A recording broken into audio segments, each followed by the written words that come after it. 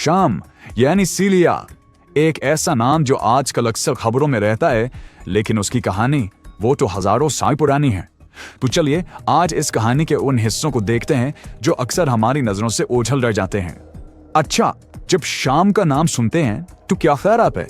ज्यादातर लोगों के जहन में शायद हालिया जंग और तनाज़ुआत की तस्वीरें ही आती होंगी, लेकिन सच तो ये है कि ये कहानी का सिर्फ एक छोटा सा नया बाब है। आज की इस गुफ्तगू में हम इस कहानी के दूसरे शानदार पहलुओं पर नजर डालेंगे। तो चलें शुरू करते हैं बिल्कुल इब्तिदा से, तहजीब के गहवारे से। जी हाँ, शाम की सरजमीन वो जगह है जहाँ तारीफ में जन्म लिया। माहिरी में आसार कदीमा इसे दुनिया की कदीम तरीन तहजीबों में शुमार करते हैं। जरा सोचिए, एक शहर एबला, आज से कोई 5000 साल पुरानी बात है। यहाँ एक ऐसी जुबान लिखी और बोली जाती थी जो दुनिया की सबसे पुरानी जुबानों में से एक है। ये शहर इंसानी तहजीब की बिल्कुल इब्तिदाई निशानियों का गवाह है। और यहाँ की तारीफ ना, वो तो जैसे बड़ी बड़ी सल्तनतों के आने जाने की कहानी है। मिस्रियों और हतीतों से लेकर फारसियों, सिकंदर आजम के यूनानियों, रूमियों और फिर उस्मानियों तक दुनिया की हर बड़ी ताकत में इस सरजमीन पर अपने नक्श छोड़े हैं। तो जब इतनी सारी तहजीबें यहाँ आकर मिली तो इसने एक ऐसी सकाफत को जन्म दिया जो मुख्तलिफ रंगों से भरी हुई है और आज भी जिंदा है। आइए इस कौम की धड़कन को जरा करीब से महसूस करते हैं।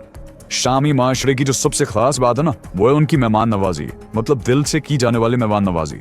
वहाँ मिल बांट कर रहना समाजी जिंदगी की बुनियाद है। और ये मेहमान नवाजी आपको हर जगह नजर आएगी। इनके खानों में जहाँ अकेले खाना खाने का रिवाज ही नहीं है, किबा, हुम्मुस और बकलावा जैसे मशहूर पकवान। फिर इनकी दस्तकारी, खास तौर पर दुमिश्क की सदफ काली जो पूरी दुनिया में मशहूर है। और हाँ, इनकी म्यूजिक और दबका डांस, ये सब इनकी सकाफत का जिंदा सबूत हैं। चले जी, अब जरा सैर करते हैं शाम के उन तारीखी मकामात की जो आज भी अपनी अजमत की कहानी सुना रहे हैं। सबसे पहले बात करते हैं कदीम दिमश्क की। सोचिए, ये दुनिया के उन चंद शहरों में से है जो हजारों साल से मुसलसल आबाद है। इसकी गलियों में घूमना ऐसा है जैसे वक्त में पीछे चले जाना। और मजे की बात यह है कि यहाँ तारीफ सिर्फ किताबों या खंडरात में नहीं है, वो तो जिंदा है। कदीम चर्च और मस्जिदें, अल-हमीदिया बाजार की रौनक और अजीम शान अल-अहमद पैलेस, ये सब उसकी जिंदा तारीख का हिस्सा है। अब आते हैं हल्ब की तरफ। शहर के बीचों बीच खड़ा है एक बहुत ही शानदार किला। ये सिर्फ एक इमारत नहीं है, हालिया तनाज़े के दौरान ये 1 साल से ज्यादा अरसे तक मुज़ाहमत और साबित कदमी की अलामत बना रहा। और फिर पलमायला, इसे सहरा का मोती भी कहा जाता है। यह शहर कभी रोमी सल्तनत का एक बहुत बड़ा तिजारती मरकज था और इसके खंडरात आज भी देखने वालों को दंग कर देते हैं। यहाँ एक और किला है, क्रैगडैश शेवलियर्स। इससे जुड़ी एक बहुत ही मुतासिर कुन कहानी है। कहते हैं कि इसके मौजूदा निगरान को कब्जे के दौरान बहुत अजियत दी गई, लेकिन वो आज भी वहीं काम करते हैं। उनकी ये हिम्मत इस जगह को और भी खास बना देती है।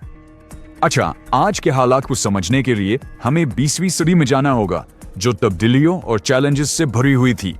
1946 में मुकम्मल आज़ादी तो मिल गई, लेकिन इस्तेहकाम नहीं आया। आप अंदाजा लगाएं, आज़ादी के बाद पहली दहाई में ही 20 मुख्तलिफ हुकूमतें आईं और गईं। और सिर्फ हुकूमतें ही नहीं, मुल्क का बुनियादी कानून यानी आइन, वो भी बार बार बदला गया। इसी अरसे में 4 नए आइन लिखे गए। और फिर बात पहुंची फौजी बगावतों तक। सिर्फ 1949 यानी एक ही साल में 3 फौजी बगावतें हुई। उसके बाद 20वीं सदी का ज्यादातर हिस्सा फौज के जेरे असर ही गुजरा। बशार अल-असद के दौर के शुरू में एक उम्मीद पैदा हुई थी जिसे दमिश्क की बहार कहा गया। तकरीबन 600 सियासी कैदियों को रिहा किया गया और लगा कि अब तब्दीली आएगी, लेकिन ये उम्मीद ज्यादा देर कायम ना रह सकी और जल्द ही इस्लाहात की तहरीकों को दबा दिया गया, जिसके नतीजे में 2011 की अवामी तहरीक शुरू हुई। तो इतने हजार सालों की तारीख और इतनी तब्दीलियों के बाद आज शाम की असल पहचान क्या है? क्या चीज है जो बाकी है? इसकी एक छोटी सी लेकिन बहुत गहरी मिसाल देखें।